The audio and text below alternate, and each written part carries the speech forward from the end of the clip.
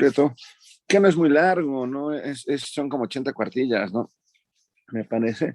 Y les dije que leyeran en la primera parte, por lo menos, hasta donde aparecen los otros dos personajes, ¿no? Nosotros ya hemos hablado un poquito de Estragón de Vladimir, ajá, y cómo ellos como que alteran o dan por hecho de que no hay, de que con el lenguaje se hace lo que uno quiere y de que no existe naturaleza y ese tipo de cosas y que no hay tiempo tampoco para ellos, ¿no? Que es parte de la crítica occidente.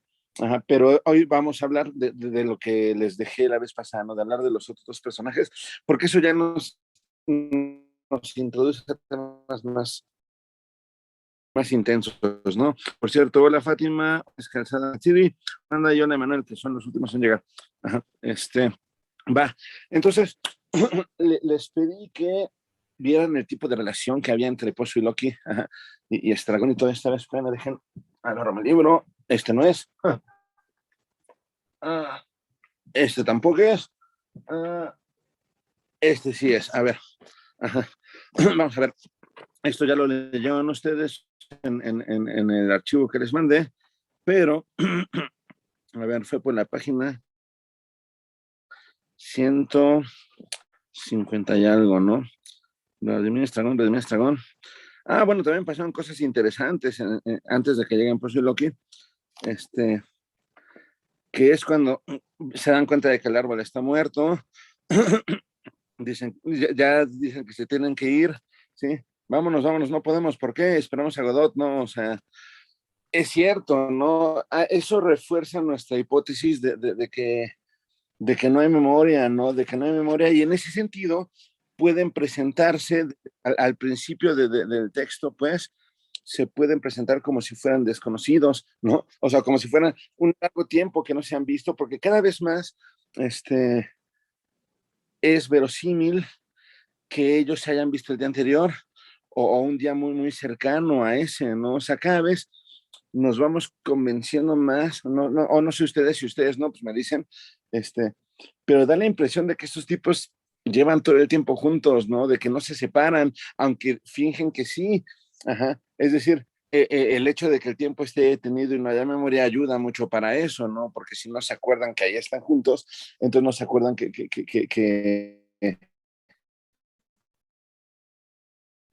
se vean, ¿no? Entonces, es una loquísima, ¿no? Lo que hace el autor con esto. Y también, interesante, antes de que lleguen, pues yo lo que también, sucede que Estragón se queda dormido de repente, y está dormido y Vladimir no soporta estar solo, o sea, sentirse solo, y lo despierta, go, ¿no? Y ¿por qué me despiertas, no? Es que no podía estar solo, no aguantaba, ¿no? Y entonces se despierta Estragón y le dice, bueno, que estaba soñaba que, no me cuentes tu sueño, ¿no? Es que soñaba que, no me lo cuentes, ¿no? Entonces dice, Didi, no eres nada amable, ¿a quién quieres que le cuente mis más íntimos sueños sino a ti, ¿no? Y el otro dice, desde siempre sabes que no lo soporto, ¿no? Tus sueños, ¿no? Es decir, es como una relación como que se necesitan uno al otro, pero no se soportan uno al otro. De hecho, eso tendría que, o sea, estará íntimamente relacionado con el hecho de que manejen el lenguaje como lo manejan, de manera completamente arbitraria y sin conversación, es decir, como si tuvieran aprendidos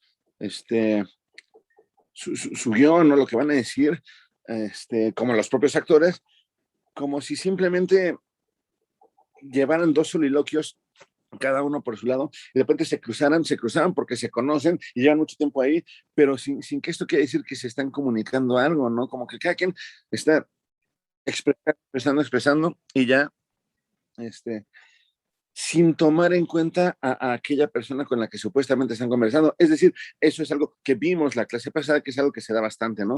Muchas veces es tanta nuestra necesidad de expresión y es tanta, de hecho, nuestro concepto de comunicación casi siempre es pura expresión, manifestar nuestras ideas y todo esto, De hecho, la gente de comunicación y de los medios piensan que eso es, y por eso expresan y puras tonterías, y creen que ya con eso todo está bien. Las redes sociales funcionan igualito, nadie comunica nada, todos expresan, y nadie le dice nada a nadie más, porque a nadie le interesa que el otro me ponga atención, porque si el otro nos pone atención y asume, entiende y comprende las ideas las ideas que le estoy expresando, es muy probable que no esté de acuerdo y diga, no, no es cierto. Y a nosotros no nos gusta que nos digan que no estamos, que no estamos en lo correcto, ¿no? No, ya no estamos acostumbrados a entender o a recibir mensajes que no nos son, hoy diríamos, empáticos. Iba a decir simpáticos, que esa palabra sí es de hace mucho tiempo. La palabra empatía tiene muy pocos años que se utiliza la palabra empatía, y no sé por qué se puso de moda. Bueno, sí sé por qué.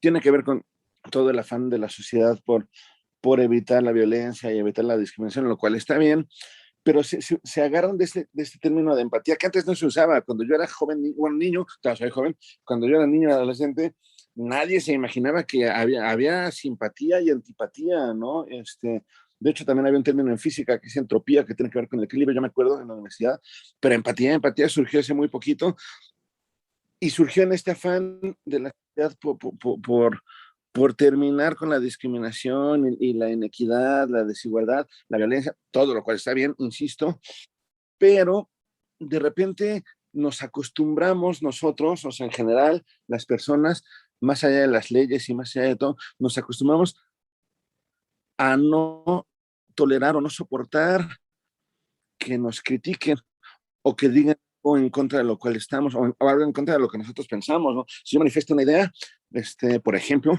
y alguien me dice, no, no es cierto, no estoy de acuerdo, y estás diciendo algo equivocado, o incluso hace tiempo estás diciendo una tontería, eso yo no lo voy a aguantar, porque ya estamos acostumbrados a eso, ¿no?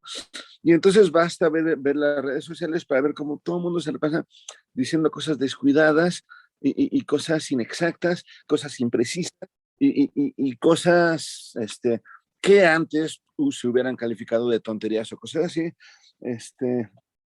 en ese afán de no molestarnos unos a otros.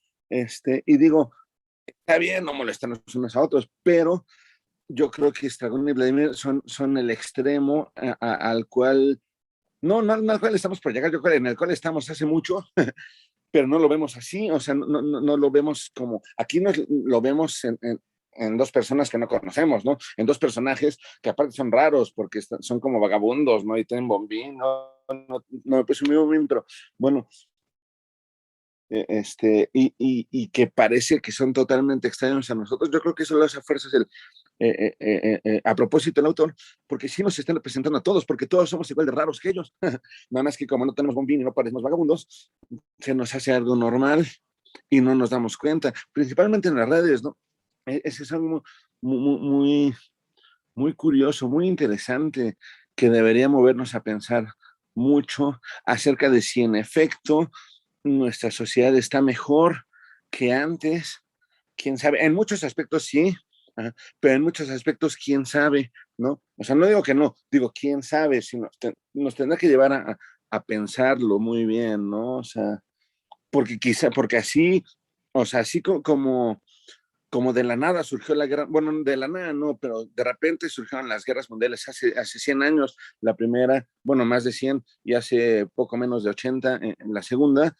O sea, sí, en cualquier momento puede surgir bueno, no cataclismo, sino algún problema de ese tipo, como el COVID, pero ya así voluntario, ¿no?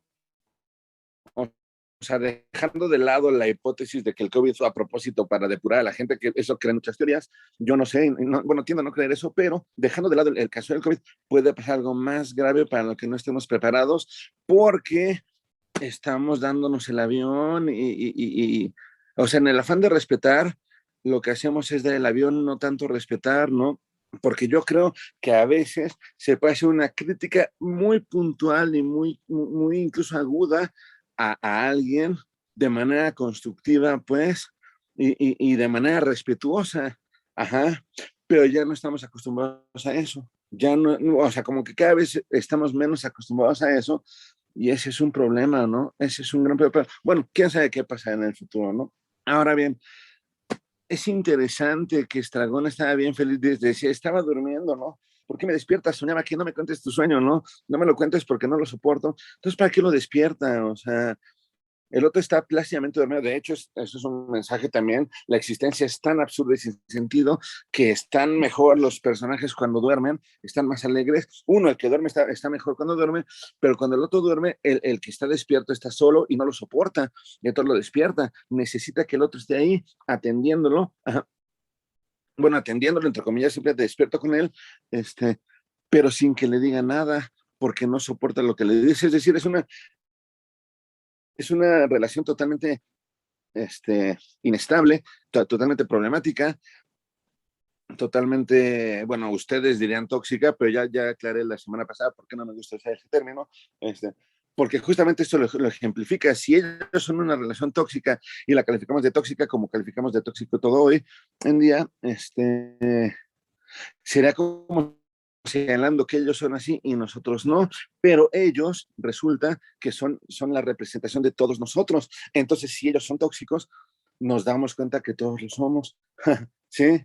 Y entonces ya no tiene sentido el uso del término tóxico para distinguir unos de otros. Sí, sí ven, que es lo que les decía la vez pasada, que cuando se usa sin pensar ese tipo de terminologías que se ponen de moda y o sea, que se dan al uso, pues, ¿no?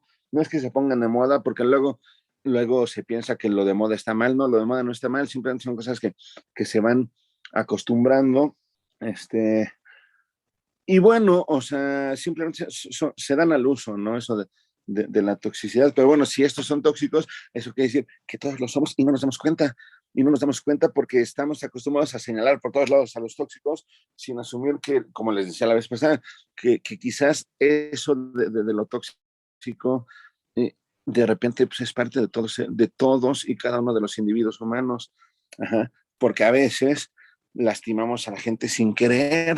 Ajá, a veces no sabemos la gente cómo va a reaccionar y la lastimamos, aunque nosotros no queramos, y a las personas que queremos también las lastimamos mucho, o sea, y eso es tremendo. Eso los padres de familia lo saben muy bien. Yo no soy padre de familia, entonces no lo sé tan bien, pero ya cuando uno cumple cierta edad ya va entendiendo a sus padres de familia, y entonces sí, uno los lastima mucho sin querer, a veces queriendo también, y ese es un problema, porque entonces pues todos estamos jodidos y nomás nos disfrazamos detrás del término tóxico para creer que nosotros no lo somos. Es un gran problema, pero bueno, es nada más para pensar, ¿no? Necesitamos al otro ahí, pero sin que el otro nos hable, sin que el otro nos escuche, simplemente al otro ahí para sentirnos bien, sí, sí, sí, o sea, para sentir que no estamos solos y aislados, para no sentirnos abandonados, pues, ¿no? Diría Kierkegaard, para no caer en la desesperación de ver que somos responsables de nosotros mismos, diría también Sartre. Pero bueno, ese es un asunto que creo que es muy claro acá, antes de que lleguen Posiloqui. De hecho, yo les pedí que leyeran hasta la parte de Posiloqui para comparar cuál es la relación existente entre Posiloqui con la relación existente entre Vladimir y Estragón.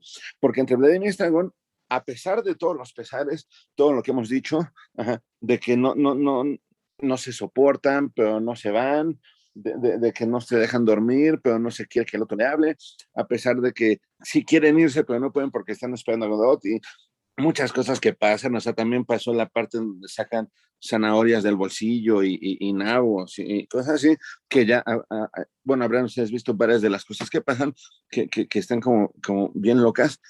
este, Finalmente la relación entre ambos es una relación entre iguales, aunque Vladimir es como más mandón, Vladimir es como más serio. Estragón está como más loquito, ¿no? Está como más en su rollo, ¿no? Desde el principio, primero con su calzado y después ya que se quita el calzado, con su pie ahí dándose y como que está, como que es más espontáneo, como que es más loco en general, es más incomprensible su modo de ser.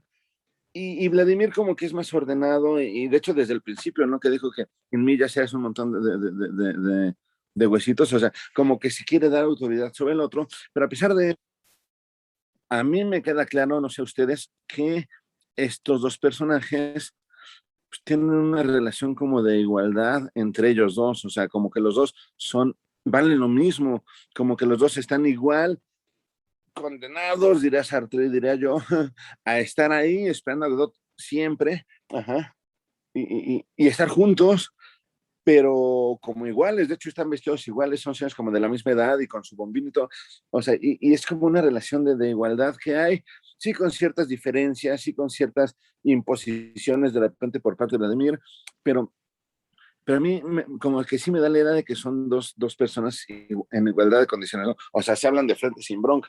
Por eso yo quería que compararan esta relación de estos dos con la relación de los otros dos señores que llegan. ¿Alguien me puede decir cómo llega Vladimir Estragón o lo leo?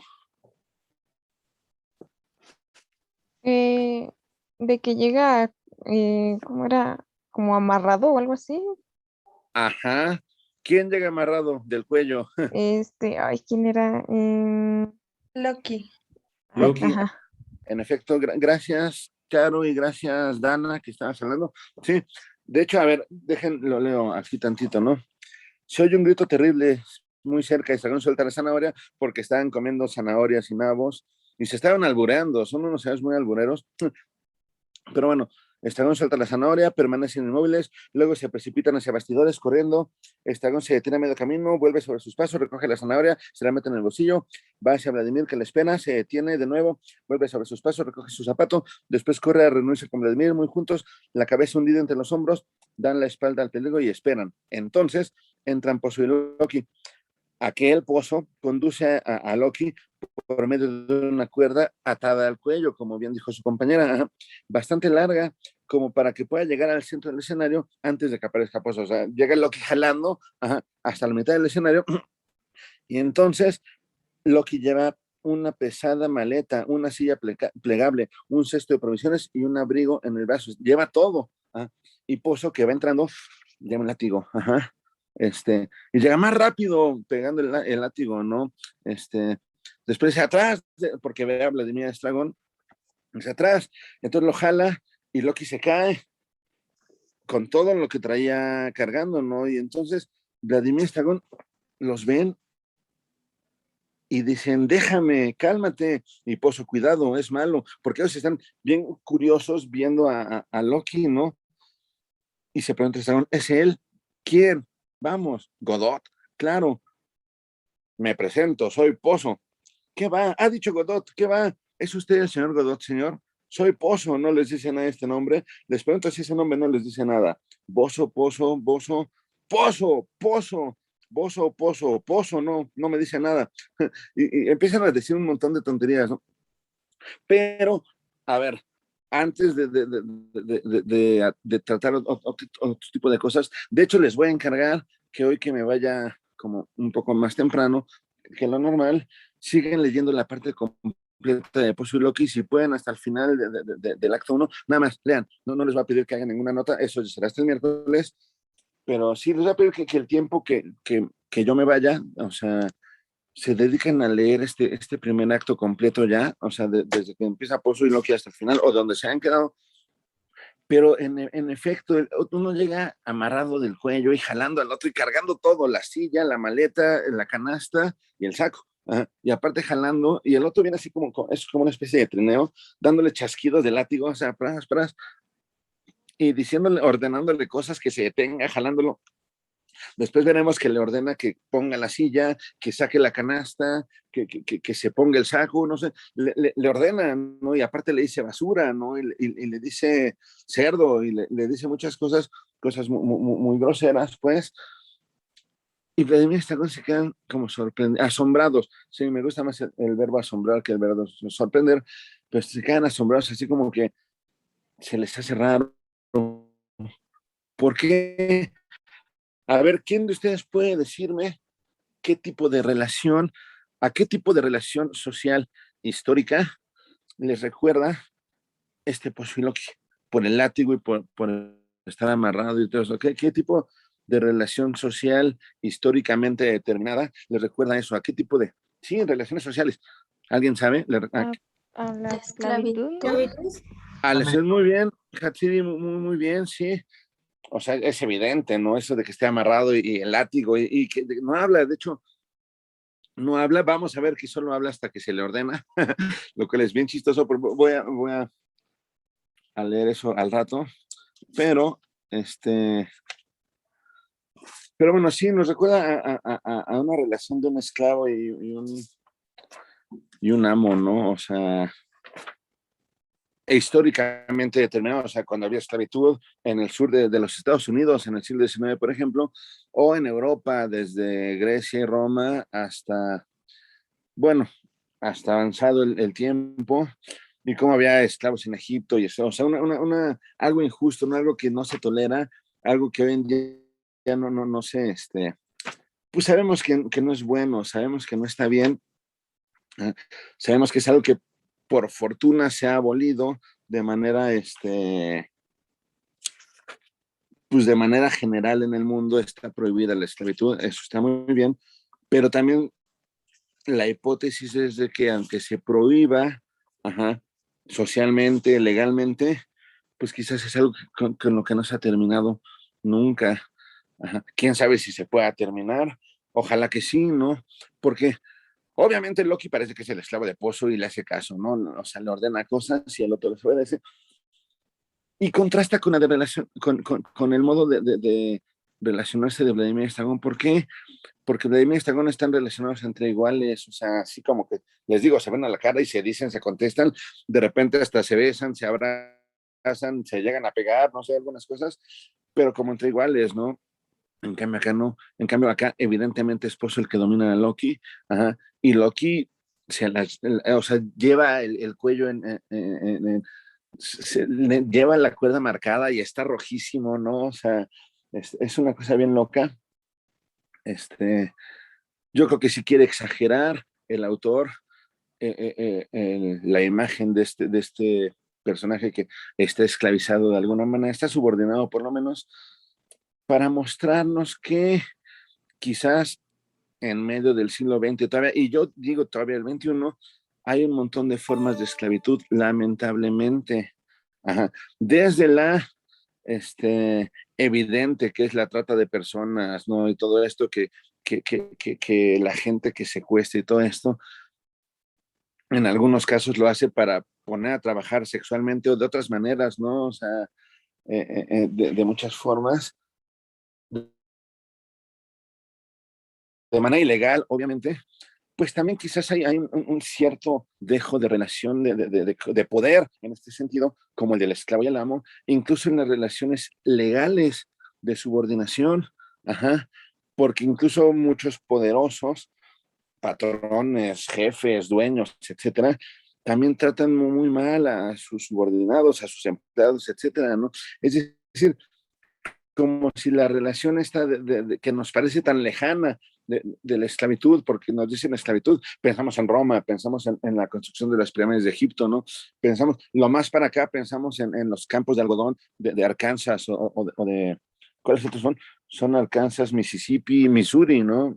Missouri, Mississippi, todos esos estados del sur, Georgia, pues, de Estados Unidos, que fue lo que provocó la guerra civil, ya saben, a mediados del siglo XIX, este, pero no se piensa como algo muy cercano. Bueno, quizás el ver a Pozo y a Loki, que de hecho están vestidos igual que Vladimir Estragón, para mostrar que son iguales a pesar de que son diferentes Pozo y Loki, porque uno es el que está mandando y el otro es el que obedece, y a pesar de que también son diferentes a esos, porque incluso cuando Pozo ve a Vladimir Estragón dice, estos como que se parecen a mí, se parecen a Pozo, y Pozo es una criatura divina, o sea, es un ególatra horrible. Pozo es una persona empoderada, sí, pero empoderada a la mala, pues, o sea, más bien con la concentración del poder que da el dinero o da la fama o da el simple hecho de ser dueño de los medios de producción, diría Marx, ¿no?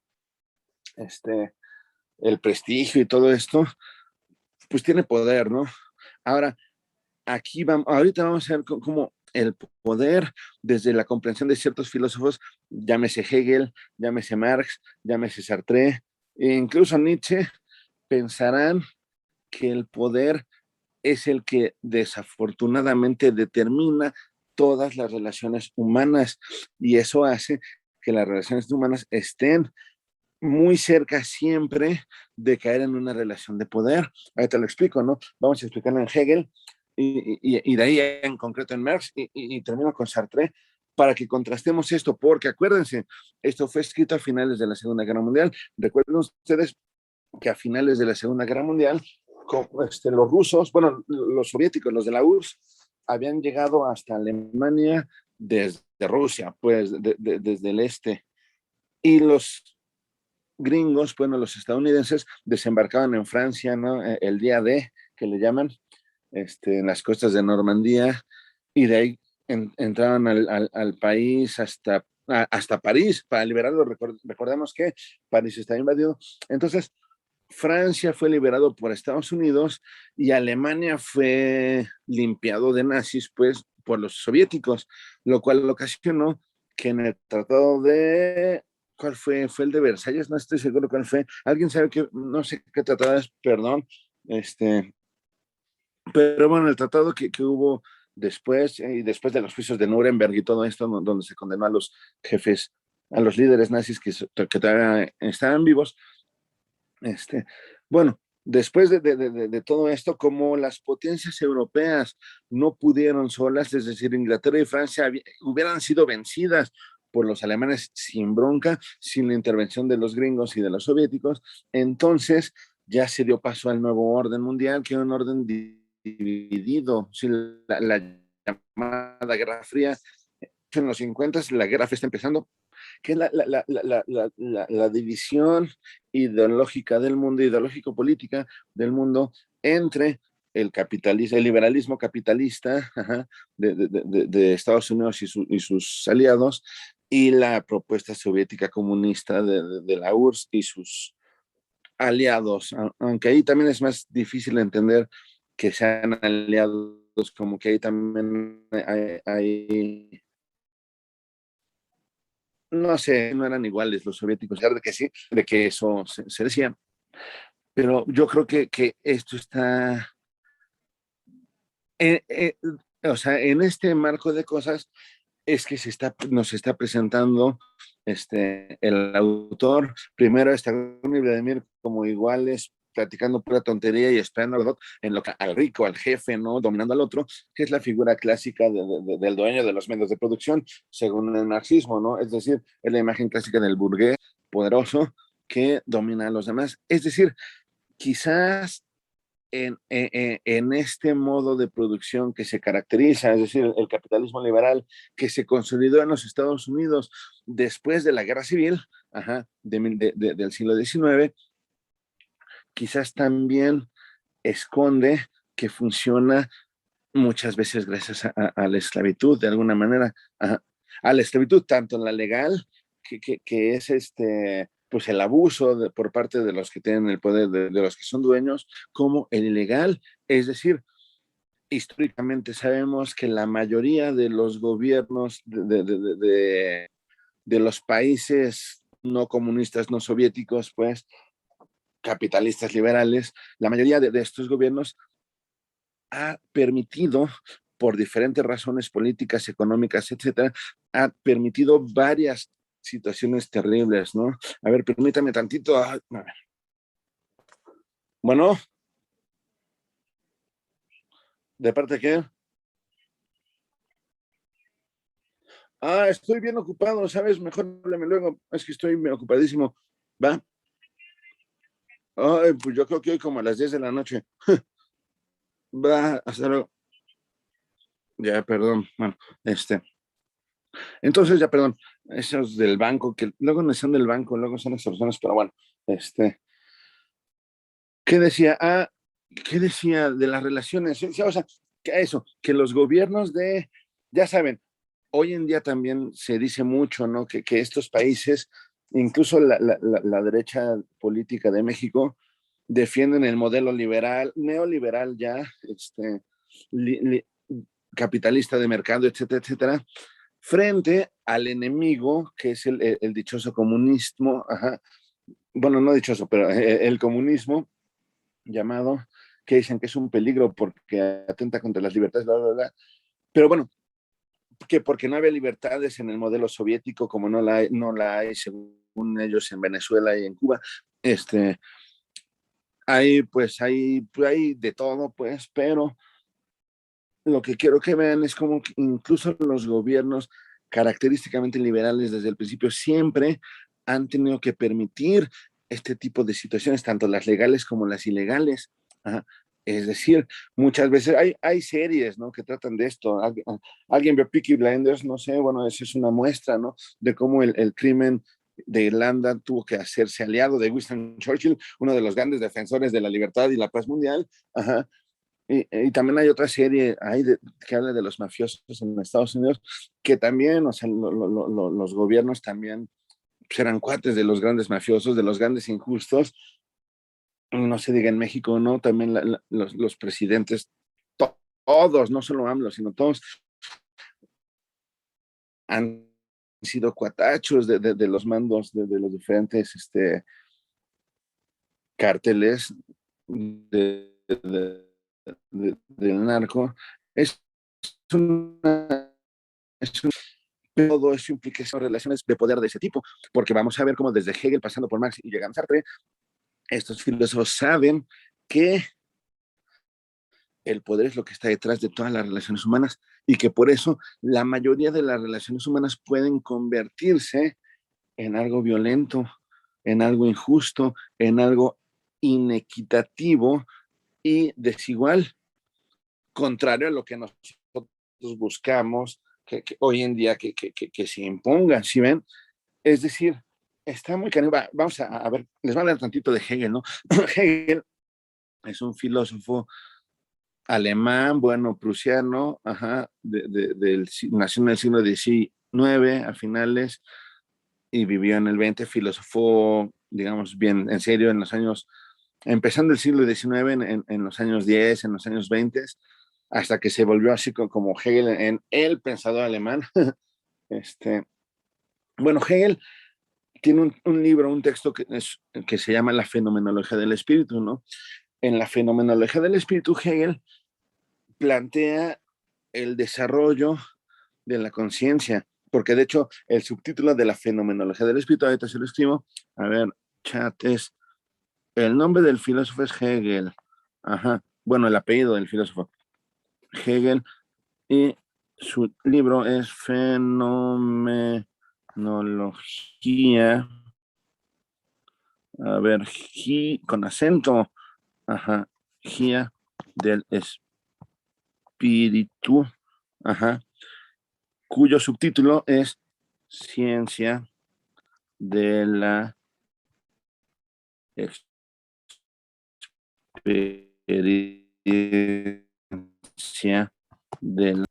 Para Hegel, el ser humano, bueno, para Hegel y para muchos que lo anteceden, como Descartes, Leibniz, Spinoza y otros, lo más importante del ser humano es su conciencia racional. Nosotros ya habíamos mencionado en algún otro momento que para los griegos el ser humano es el animal que tiene logos. Bueno, ese tener logos se cambió, también lo dije, al latín por ratio, ¿no? El animal que tiene ratio, es decir, el animal rationale. Ajá. Y eso se tradujo por animal racional. Ahora, para el siglo XVIII-XIX, la razón, que es la esencia del ser humano, ya se entiende como conciencia racional, es decir, estar consciente racionalmente de lo que vemos, de lo que pensamos, de lo que vivimos, ¿no? Somos esencialmente conciencia racional, por eso la fenomenología del espíritu se llama ciencia del desarrollo de la conciencia, es decir, es en el libro nos va a explicar Hegel cómo se va desarrollando nuestra conciencia racional paso a paso, desde que aparece en el mundo hasta que se convierta en espíritu absoluto. Ajá, vamos con calma. Según Hegel, lo que tiene que hacer la conciencia racional es decir, todos y cada uno de nosotros y todos y cada uno todas y cada una de las sociedades o de las culturas debe llegar a un grado de desarrollo racional en que la conciencia pase a ser espíritu. Ajá, ajá. Ahora bien, explicaré esto del desarrollo de la conciencia del espíritu, quizás más adelante en otra sesión, pero por lo pronto lo que quiero que entiendan es Hegel pretende terminar su explicación con el espíritu absoluto, ¿no? En donde todo lo que hay en el mundo está en el espíritu, en la conciencia, pues. Pero, ¿desde dónde arranca? Hegel arranca con el surgimiento de la conciencia en el mundo, una conciencia que abre los ojos así. Imagínense un bebé, un recién nacido, que de repente se da cuenta que está aquí, está en un mundo que aquí está, ¿no? Y dice Hegel, en mi fenomenología del espíritu voy a explicarles los diferentes escalones por los cuales va transitando la conciencia poco a poco en lo que se va desarrollando. Llámese conciencia racional individual o conciencia racional social, porque para Hegel es análogo. Las culturas, las civilizaciones o los pueblos se van desarrollando de manera análoga que los individuos, es decir, todas las culturas, todos los pueblos, igual que todos los individuos, nacen, se dan cuenta del mundo, se desarrollan racionalmente, maduran, crecen y después irán en declive, ¿no? O sea, ¿sí ven? Entonces lo interesante aquí es que empieza la fenomenología del espíritu hablando de la conciencia que se da cuenta de que hay cosas. Es de lo primero que se da cuenta de la conciencia, ¿no? De que existen cosas ahí, ¿no? Es conciencia de las cosas. Dentro del desarrollo progresivo de esa conciencia, por eso los bebés se dan cuenta que hay cosas y en cuanto pueden caminar o gatear, bueno, o sea, caminar en cuatro patas, pues, o así, pues van conociendo todo y la primera experiencia que tienen los niños o las conciencias del mundo es una conciencia sensible. Ajá. Es el primer paso del desarrollo de la conciencia, dice Hegel, la conciencia sensible de las cosas. Y por eso los niños, hasta Jean Piaget, que es un pedagogo muy famoso, psicólogo también, dice, sí, por eso las etapas del niño son, hay que tocar, hay que ver, hay que oír, hay que probar, hay que oler, porque está conociendo el mundo, ¿no? Y así es la conciencia racional, dice Hegel. La primera conciencia es conciencia sensible acerca de que hay cosas, ¿no? Poco a poco, mientras la conciencia, toda conciencia racional va conociendo el mundo sensiblemente, se da cuenta de que puede conocerlo también intelectualmente, o sea, también puede entenderlo. Puedo tocar acá, ajá, ver que es blanco, tocar, sentir que es duro, pues que está fría, ajá, y después puedo entender que esto es una pared, ajá, es que estoy tocando, que estoy viendo, etcétera.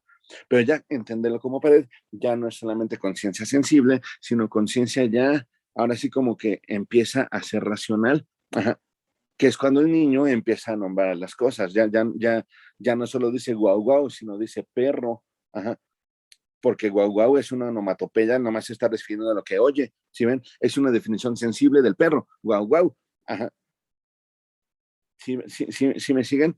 Entonces, el paso del guau guau al perro ya es un proceso de intelectualización, pues, muy importante que dice Hegel, pues sí, la conciencia de los otros que empieza siendo sensible, después pasa a ser intelectual, ya conoces las cosas y que son distintas a ti, que estás conociendo las cosas. Entonces, a partir de conocer cosas, das el siguiente paso de desarrollo de la conciencia, que es el ser consciente de que tú eres una cosa distinta de esas cosas que hay allá afuera, ¿no?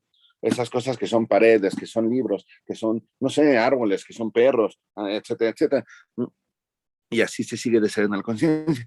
Ahora, el siguiente paso en el desarrollo de la conciencia, que también Hegel lo sigue manejando en los primeros capítulos de su fenomenología, después es conciencia sensible de las cosas, después conciencia intelectual de las cosas, después conciencia de que yo soy, no, o sea, autoconciencia, o sea, conciencia de que yo soy una cosa entre todas esas que estoy entendiendo y comprendiendo, ¿no? Bueno, y después de eso, ya me doy cuenta de que algunas de esas cosas o de esos objetos que hay allá afuera se distinguen de todos los demás. ¿Por qué? Porque hay algunas de esas cosas, lo digo con todo respeto, porque así lo maneja Hegel, no lo digo yo, que algunas de esas cosas son semejantes a mí, porque parece que esas cosas, objetos, dice Hegel, también están descubriendo el mundo, también lo están conociendo primero sensiblemente, después intelectualmente y después están asumiendo a sí mismas como distintas de las cosas que están conociendo, igual que yo mismo, yo conciencia. ¿Sí ven? ¿Sí me siguen? Sí, Afirmativo. Ok, Sí, profe. va. Entonces, lo interesante cuando uno descubre, cuando la conciencia descubre que hay otras conciencias semejantes a ella, es que entran en problemas. ¿Por qué? Porque el paso del conocimiento sensible al conocimiento intelectual está mediado por el conocimiento del lenguaje. O sea, yo al nombrar esta cosa que veo blanca y que puedo tocar y todo esto, al nombrar la pared, yo ya puedo utilizarla como pared. Antes no. Ajá. Antes no sé si podría utilizarla para otra cosa, no sé, pero ya como pared así, más fácil. A ver, algún objeto, no tengo objetos aquí. Una botella. Yo de ver una cosa que es medio transparente y con colorcitos, todo eso, a comprenderlo como botella, entonces yo ya puedo utilizarla para llenarla de agua y tomar agua o llenarla de lo que quiera, ¿sí? ¿No? Ya la puedo utilizar. Es decir, gracias a la mediación del lenguaje, el ser humano o los seres humanos vamos utilizando las cosas, vamos haciendo uso de las cosas que comprendemos. Ajá. Por ejemplo, cuando los seres humanos, las culturas antiguas, entendieron que un caballo no nomás era un animal como el lobo, el león o el elefante que están ahí, sino es un animal que aparte puedo domesticar para que me ayude a varias cosas, pues entonces ya lo nombro animal doméstico y entonces ya lo hago partícipe, o más bien, o sea, ya lo hago formar parte de mi construcción del mundo, esa que la vez pasada, ¿no? Es importante esto porque el ser humano, los seres humanos, lo que vamos haciendo al nombrar cosas mediante el lenguaje es dominarlas. Francis Bacon lo decía en su texto Novum Organum, decía, la naturaleza se le conoce dominándola y se le domina conociéndola, ¿no? Y así han sido las cosas, pues. Y entonces el lenguaje nos permite dominar a las cosas que hay, controlarlas, sí, que no me sean peligrosas. Ajá. Incluso el llamar peligro a las cosas también me ayuda a prevenirme de ellas, controlarlas para, o sea, evitarlas. ¿Sí ven? Ahora, lo que sucede aquí es que el ser humano fue conociendo a las cosas así, dominándolas y controlándolas. Pero ¿qué sucede cuando ve que entre esas cosas hay otras conciencias que también están conociendo el mundo y también están dominándolo por medio del lenguaje? Pues ¿qué sucede? Que se van a ver unas a otras, unas conciencias a otras, y van a intentar nombrarse, van a decir, bueno, tú eres X, yo soy Y, ¿no? O sea, o yo soy español y tú francés, o yo soy Pepito y tú Manolito, pues no sé, como vean. Pero a la hora de nombrársenos, ajá, dirá Hegel, entran en conflicto, porque ellos están acostumbrados, o sea, cada una de las conciencias está acostumbrada a ir conociendo el mundo, dominándolo, dominando las cosas que se encuentran, entonces van a quererse dominar unas a otras conciencias. ¿Sí? Yo conciencia que conozco a otra conciencia, digo, bueno, para conocerla bien tengo que dominarla, encasillarla en un concepto y entonces ya le empiezo a asignar un conjunto de características a partir de las cuales lo voy a entender. Ajá. Pero ya que lo entienda, pues voy a poder pues dominarlo de alguna manera, pero la otra conciencia va a ser exactamente lo mismo. Lo mismo conmigo, me va a asignar ciertas categorías para entenderme y poder dominarme. Dominarme no en un sentido agresivo, violento todavía, sino dominarme simplemente en el sentido de que no se salga de mi horizonte de comprensión de las cosas, ¿no? No se me vuelva todo confuso, pues, ¿no? Y entonces dice Hegel, cuando las dos conciencias intentan conocerse, pues intentan dominarse y entonces entran en una lucha que puede ser material concreta, puede ser histórica o puede ser incluso metafórica o epistemológica. Por ejemplo, un ejemplo histórico concreto de este encuentro de conciencias es el evento de de 1400, que fue 92, ¿no? Cuando Colón llegó a estas tierras, y 1521, ¿no? Cuando Cortés y los suyos llevaban a cabo la llamada conquista militar y todo esto. Bueno, ese encuentro entre dos mundos que llaman el mundo europeo occidental con el mundo que había aquí prehispánico es el encuentro entre conciencias. Ajá. Es decir, Cortés y sus hombres, ahí sí eran todos hombres, eran representantes de la conciencia racional española europea. Y quién era cuando llegó, era Moctezuma, ¿no? El Tlatoani en México, Tenochtitlan, bueno, Moctezuma, Motecuzoma era, ¿no? Y su pueblo eran la conciencia racional prehispánica, personas que pensaban, no, ellos no razonan igual que nosotros. No, las dos son conciencias racionales, eso que quede claro. Tanto la de los pueblos originarios de aquí como la de los llegando. Ahora, llegaron y no se entendieron. Ajá. ¿Qué hicieron los mexicas y todos los originales de aquí, los originarios de aquí? Entendieron, estas son sus armaduras, traen caballos, son barbados, ¿no? O sea, para entender quiénes sean estos, tuvieron que recurrir a su horizonte de comprensión del mundo y dijeron, este no debe ser otro que Quetzalcóatl, ¿se acuerdan, no? Decían, no, pues el hombre barbado que llega en una bestia, así como con 4 pasos, no, o sea, debe ser el Quetzalcóatl histórico o mítico, más bien, el Quetzalcóatl mítico que se escapó de Tula, o sea, Quetzalcóatl era tolteca y se fue de Tula, bueno, a Teotihuacán y después de ahí se fue otra vez. Entonces, pues, dijeron, pues eso debe ser eso, o es Quetzalcóatl, o es un emisario de Quetzalcóatl, y así lo entendieron. Por su parte, la conciencia, esa fue la comprensión de la conciencia racional de los mexicas, ¿no? La comprensión de la conciencia racional de los españoles, ¿cuál fue? Ah, bueno, la religión verdadera es la de Dios. Ajá. Estos que adoran ídolos seguramente están adorando demonios. Ajá.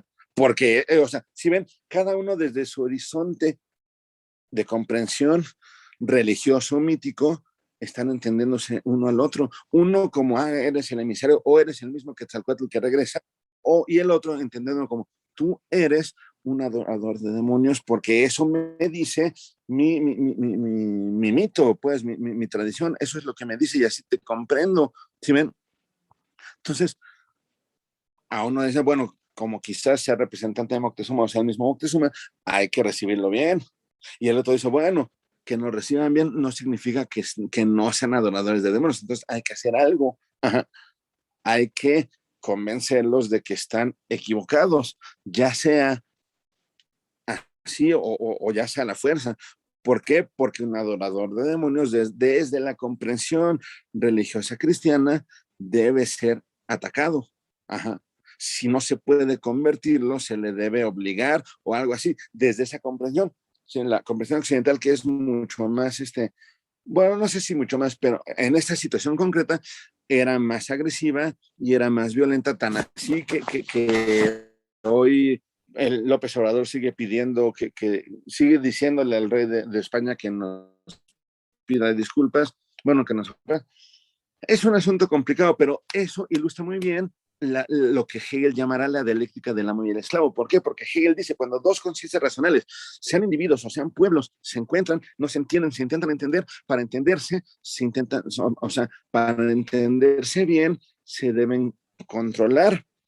Los mexicas, para controlar a los españoles, intentaban comprenderlos como enviados de la divinidad y entonces acogerlos bien en el pueblo, pues en la ciudad, para que todo estuviera en el orden que ellos entendían, el del quinto sol y todo esto, ¿no? Por su parte, los españoles, no, adoran demonios, hay que acabar con ellos, hay que someterlos para que entren al orden. Ajá. Ahora, no estoy justificando a nadie, simplemente se chocan las conciencias y dice Hegel, se conflictúan, hay pelea siempre y siempre una de las dos conciencias racionales va a acabar venciendo y va a acabar imponiéndole su modo de pensar a la conciencia racional vencida. Y así pasa, y así ha pasado, dice Hegel, porque Hegel incluso lo ve en casos históricos, ¿no? En la historia romana, en la historia de la misma España, en la historia de los alemanes. Eso es lo que ha sucedido. Y eso pasa también en el caso de este encuentro de dos mundos. Son dos conciencias racionales distintas intentando comprenderse, para lo cual se pelean y al vence una a la cual impone su modo de pensar y de comprender, porque dice Hegel, eso hace toda conciencia racional, siempre. Sí.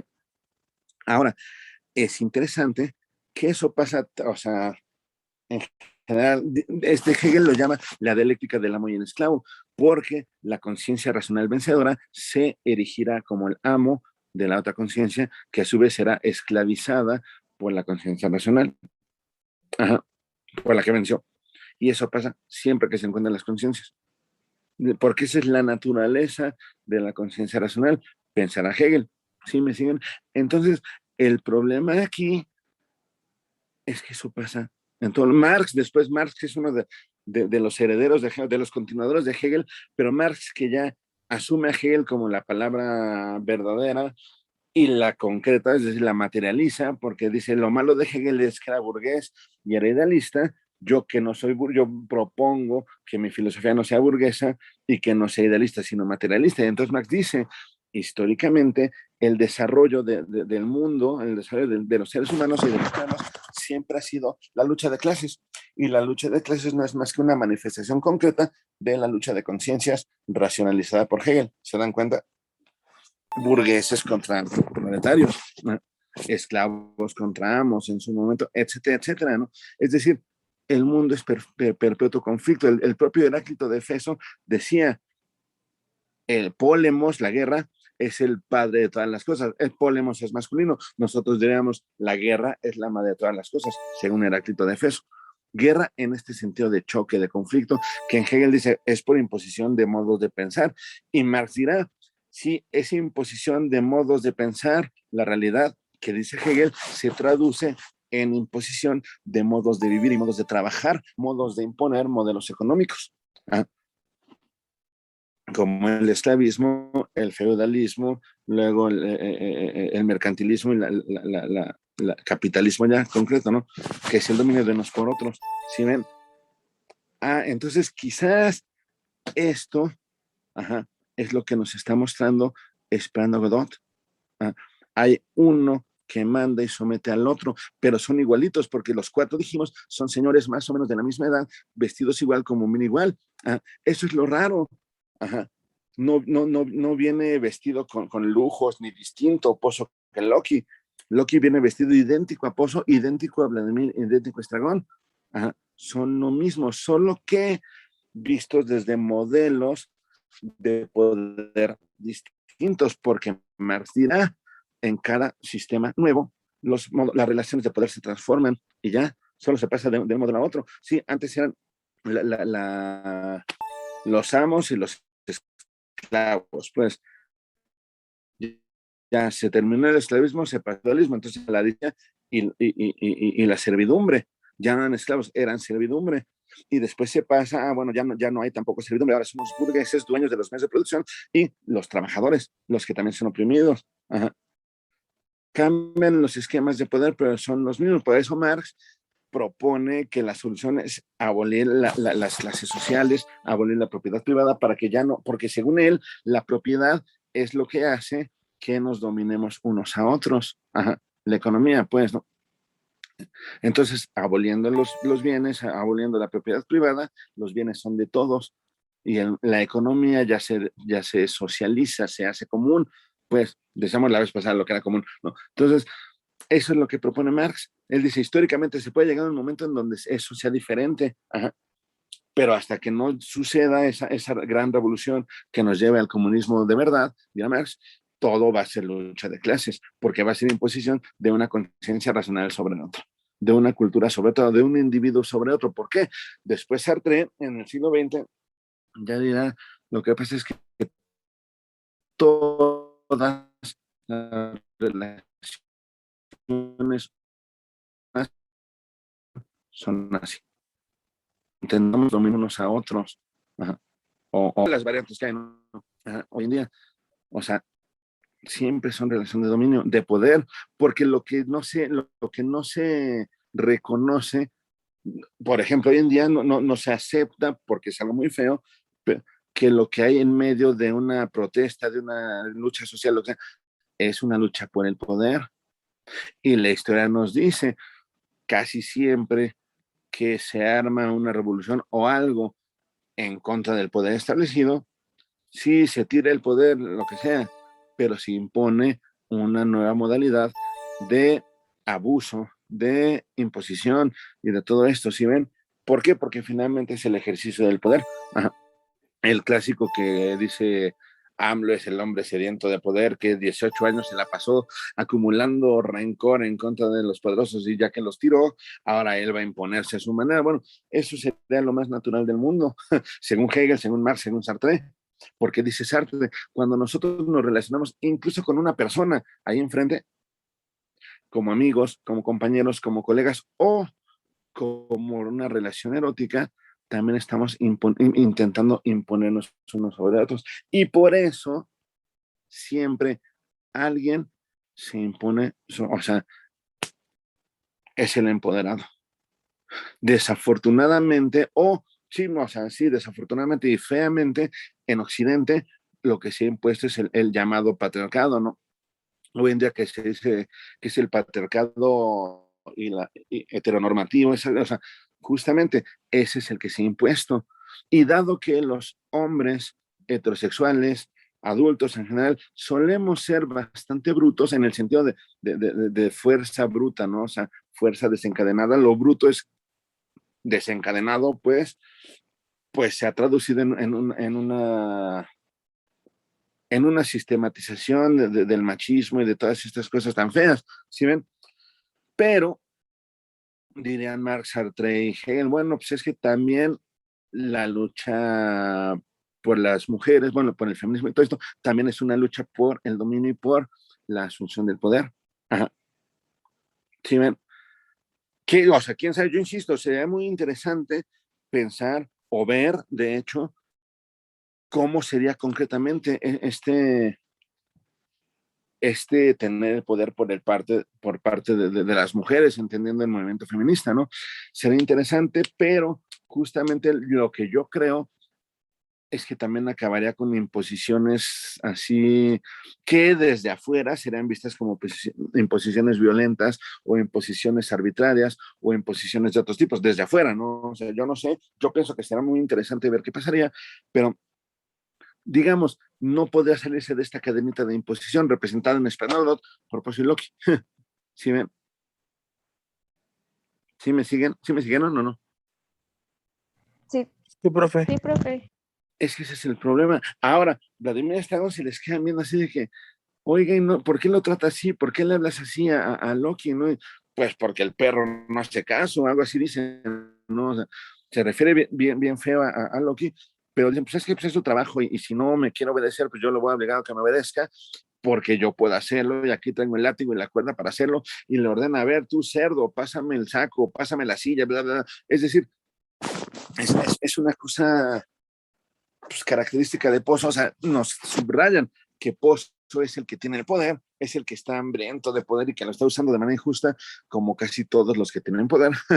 Hasta hay profesores que se portan de manera muy injusta e impositiva sobre sus estudiantes porque tenemos poder sobre ustedes. Pero lo interesante es que Pozo también dice que Estragón y Vladimir son sus semejantes, aunque no se le parezcan tanto. Son de la misma clase que yo, de la clase de Pozo, de la clase divina. Es decir, el poderoso se siente divino, ajá, se siente capaz de todo porque tiene el poder. Ajá. Pero lo chistoso e interesante también es que es exactamente igual que todos. O sea, Pozo es un señor también como de 60, 70 años, con bombín, con traje, que parece vagabundo igual que Loki, igual que Estragón Vladimir, son igualitos, pero uno tiene el poder, quién sabe por qué. Es decir, las clases que llegan al poder llegan no porque estén determinadas o no porque sean hechas mejores, porque todos somos iguales, sino pues porque la arbitrariedad de la historia y de los sitios, de las circunstancias los llevaban allá. Ah, dirá Marx, pues, la lucha por el poder, a ver quién gana. Y muchas veces quien gana es de una manera inexplicable. Va.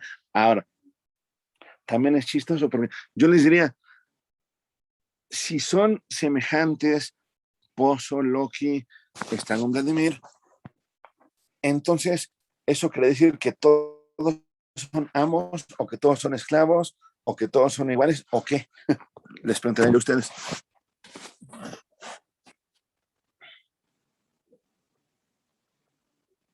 No se les ocurre.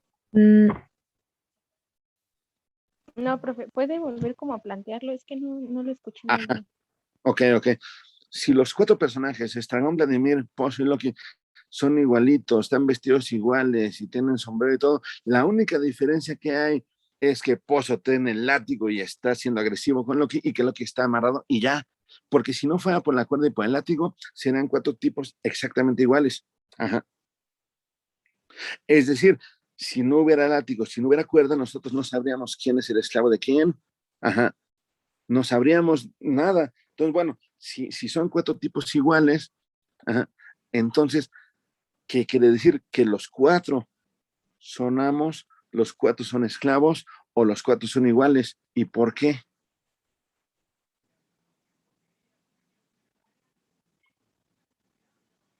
¿Sí me expliqué mejor, Hatsini?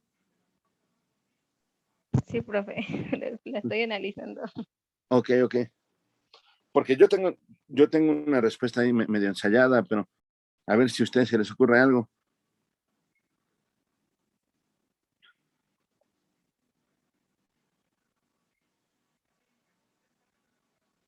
No, bueno, les digo, pues sí, es algo difícil lo que estoy preguntando. No, es que yo creo que los 4 pueden ser los 4. Sí, es decir, los 4 podrán ser amos si se dan las circunstancias para que fueran, los 4 podrán ser esclavos si se dan las circunstancias para que fueran, justamente porque los 4 son iguales. Es decir, esencialmente los 4 son igual que Vladimir Estragón desde el principio. Ajá. No hay distinción entre uno y otro más que su modo de ser propio, ¿no?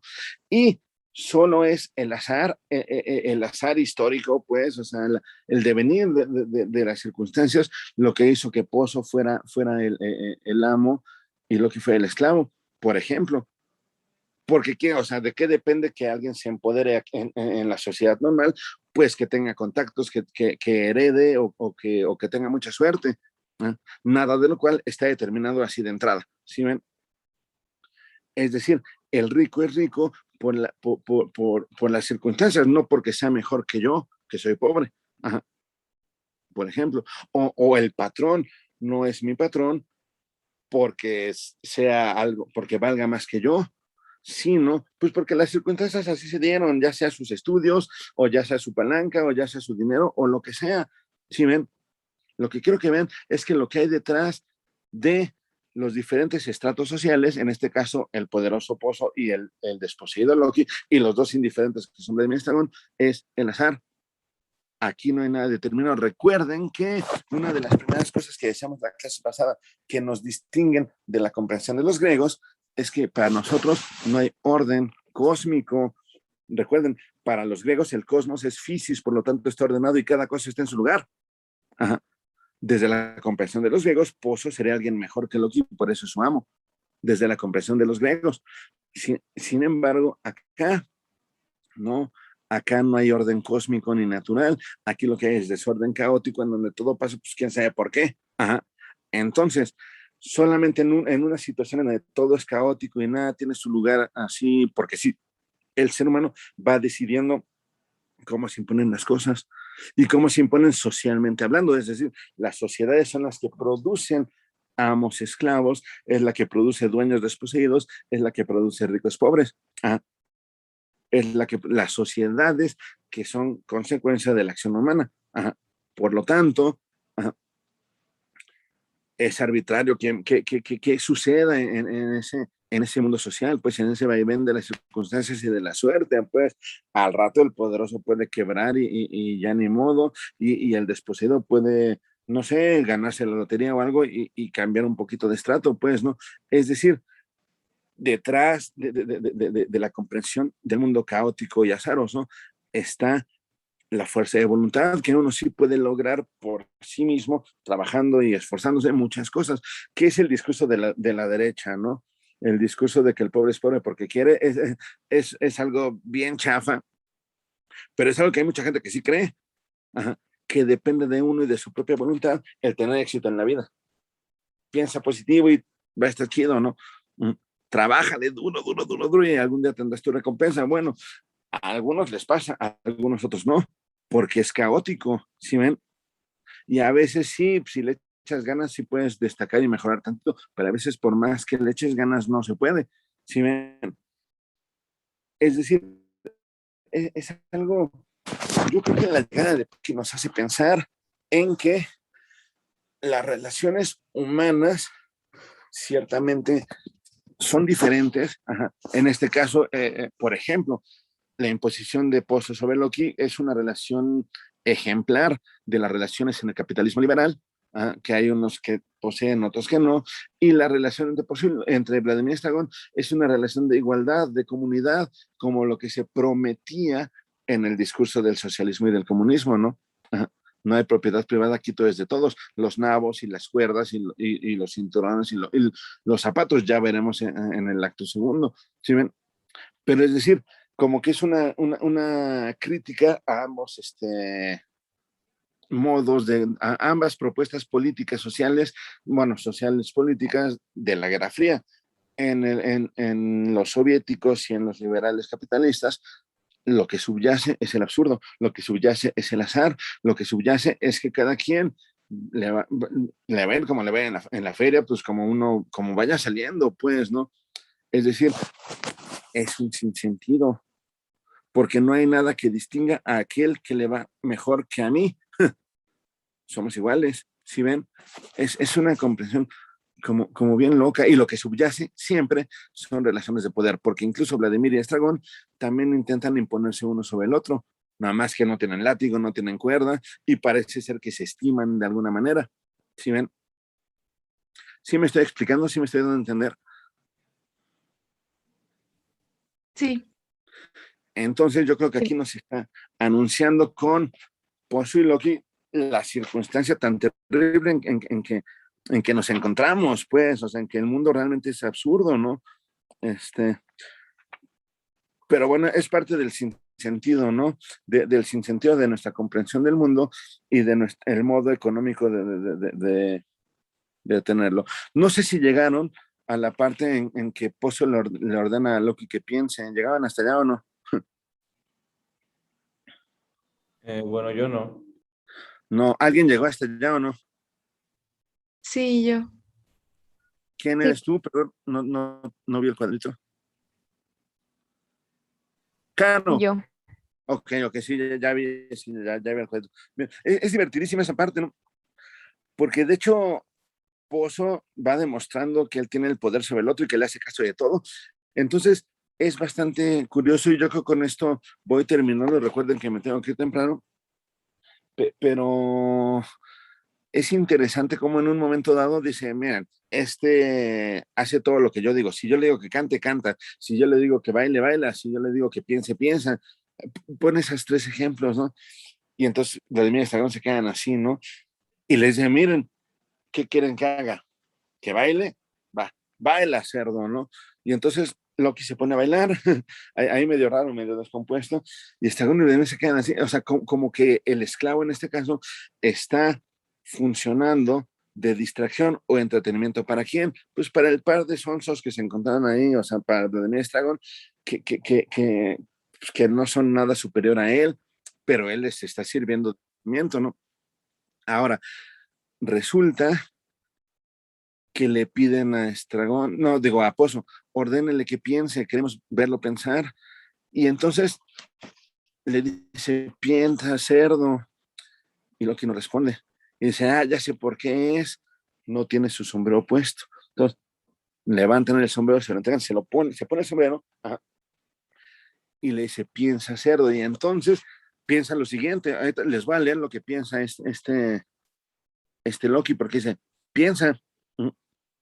Y ahí medio tiene, o sea, como que se altera, medio brinca, medio entonces se le va el avión a todo eso, pero le se piensa, y entonces cuando Pozo le ordena a Loki que piense, Loki dice lo siguiente: dada la existencia, tal como demuestran los recientes trabajos públicos de Poisson y Batman, de un dios personal, cuacuá, cuacuá, cuacuá, cuacuá, de barba blanca, cuacuá, fuera del tiempo y del espacio, que desde lo alto de su divina apatía, su divina tambía, su divina afasia, nos ama mucho con algunas excepciones, no se sabe por qué, pero eso llegará y sufre tanto como la divina Miranda con aquellos que son, no se sabe por qué, pero se tiene tiempo en el tormento en los fuegos, cuyos fuegos las llamas a poco que duren, todavía un poco, y quien puede dudar, incendiarán al fin las vigas, a saber llevarán al infierno a las nubes tan azules por momentos aún hoy, y tranquilas, tan tranquilas, con una tranquilidad que no por ser intermitente es menos bienvenida, pero no anticipemos, y considerando por otra parte que como consecuencia de las investigaciones inacabadas, no anticipemos las investigaciones inacabadas, pero sin embargo coronadas por la Academia de Antropometría de Berna-en-Bresse, de Testo y Conard se han establecido sin otra posibilidad de error que la referente a los cálculos humanos como consecuencia de las investigaciones inacabadas de Testo y Conard ha quedado establecido en lo que sigue, a saber, pero no anticipemos, no se sabe por qué, como consecuencia de los trabajos de Poisson y Watman, resulta tan claro que en vista de los trabajos de Fartov y Blechner, inacabados, no sé por qué, de Testo y de Conard, y así se sigue, ¿no? O sea, un rato de más, ajá, bla, bla, hasta que necesitan, se arrojan sobre él, Vladimir Stragon, porque ya se está saliendo de control y empieza a gritar, se arrojan sobre él y le quitan el sombrero, y ya que le quitan el sombrero deja de pensar. Esta parte es chistosísima, a mí me da mucha risa. Porque, de hecho, así como lo leí, está escrito, porque no tiene una sola coma en cuantos uno, no, ni siquiera son párrafos, aquí lo separa en 1, 2, 3, como 6 párrafos, lo separa por indicaciones de lo que hacen los personajes, pero no se detiene, es decir, habla y habla y habla y habla y habla y habla y habla y habla y sin detenerse, porque no hay signos de puntuación. Ahora, yo creo, y con esto termino hoy, para que le piensen un poquito y se queden leyendo esta parte hasta el final del primer acto, en lo que queda de tiempo, pero es interesantísimo cómo el poderoso es tan poderoso que incluso controla a los que piensan y les ordena a los que piensan que piensen. Y los que piensan, dos cosas. Una, piensan así, cosas desordenadas y que no tienen ningún sentido y que llaman la atención nada más por eso, porque no tienen sentido, y también que no pueden pensar sin el sombrero puesto. Es decir, como si los intelectuales, pensadores, escritores, filósofos, políticos, literatos, etcétera, etcétera, no fueran más que esclavos del poder, esclavos del dinero, esperando recibir la orden de alguien para hacer su suerte, que su suerte no es bailar, no es cantar, sino es pensar, y pensar cosas que no se entienden, y para lo cual tenemos nuestro uniforme puesto, ¿no? El sombrero.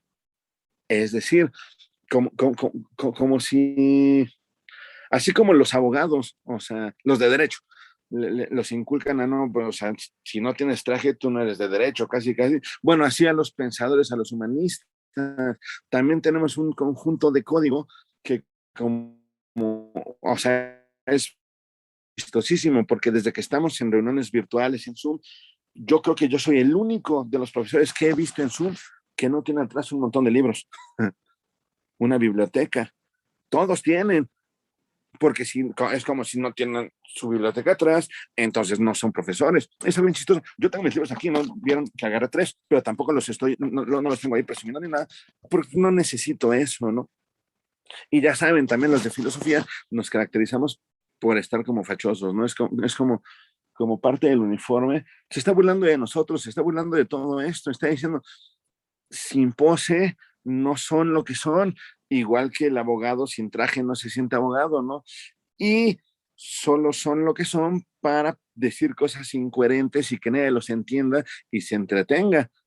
Y se entretenga viéndolos pensar, bueno, escuchándolos hablar de lo que piensan, en vez de ver bailar a alguien o en vez de ver cantar a alguien. Es decir, está simplificando y cancelando, está denostando una de las actividades de las que siempre los seres humanos han estado más orgullosos, que es el pensamiento, es el pensar. ¿Por qué? Porque tradicionalmente los pensadores, sean en el ámbito que sean, los científicos, filósofos, los políticos, los artistas, los pensadores casi siempre son bien vistos, son vistos como, esto está en caminos. ¿Por qué? Porque si nuestra esencia es el logos, es la razón, el pensamiento lo que muestra es la coherencia, la racionalidad de lo que se dice, de la comprensión del mundo, etcétera. Y si se está burlando de aquellos que supuestamente piensan porque están subordinados a el poderoso y están siguiendo órdenes, y están diciendo cosas sin coherencia, entonces se está burlando de esa actividad característicamente humana que es el pensamiento. Se está burlando. Está diciendo, no importa, digan lo que digan. O sea, Kant en el siglo XIX, bueno, en finales del XVIII, escribió La Paz Perpetua, cómo tenía que llegarse a un estado de cosas sociales en donde todos nos reconociéramos como iguales y viviéramos en una paz para siempre, en completa paz, pues porque nos respetamos unos a otros, bla, bla. Ajá. ¿Y qué sucede? Siglo XIX, guerra franco-prusiana, guerras por todos lados, guerras mundiales, el mundo destruido. Ajá. Y el pensador, pues sí, parece que Kant declamó eso de la paz perpetua como si fuera Loki con sombrero y diciendo cosas sin sentido, pues porque no hay paz y mucho menos perpetua. Bueno, quizás ahora también. Ahora los pensadores, quién sabe de qué cosas estén hablando. Yo sí tengo idea, pero bueno, no lo voy a mencionar aquí. Pero quizás también estén pensando y diciendo, escribiendo cosas subordinadas al interés del poder y que llaman la atención porque no tienen mucho sentido y que quizás también la realidad sea más canija y nos muestre que la realidad siempre va más allá, ¿no? No sé, es una cosa también muy pesimista esta, ¿no? O sea, la gente que es del autor, no mía, yo pienso que el pensamiento es lo que hay que hacer, es lo que hay que aplicarse, pero quizás el autor está ridiculizándolo al grado de decir, pues los más absurdos de todos son los que dicen que piensan, los que se distinguen a sí mismos de los demás, supuestamente porque ellos se dedican a la labor más humana de todas, que es la comprensión, el conocimiento, la indagación. Si ven, por eso me gusta esta parte de Posible, porque como que nos pone, o sea, pone todo en su lugar y dice, pues lo que hay es relaciones de poder, no es la propuesta de él, sino es lo que hay detrás. Ajá. El intelectual también quiere poder, el poder que le dé el prestigio, el poder que le dé la fama, el poder que le dé el dinero, el poder que le dé el reconocimiento, porque incluso los profes que le cambian a todo mundo, bueno, cuando están en clases presenciales se sienten bien chingones, ¿no? Y van pavonándose por la explanada, van saludando a todo mundo. ¿Por qué? Pues porque el prestigio que tienen les da poder.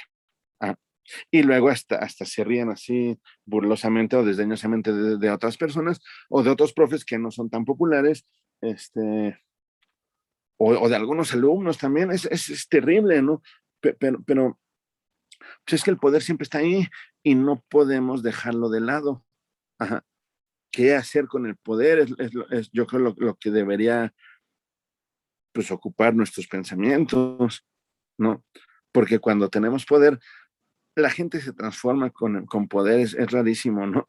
Pero bueno, ustedes lo saben perfectamente porque yo sé que han tenido experiencias con profes o con directivos o con gente de la oficina de administrativo, no sé lo que sea, que pues sí, como tienen cierto poder, pues como que sí, son medio sangrones a veces. ¿Sí me siguieron o no? Sí, profe. Entonces me tengo que Sí. ir, ¿no? Porque tengo seguir con el informe y pasar a mis perros, porque también, no por culpa de mi informe, no van a pasar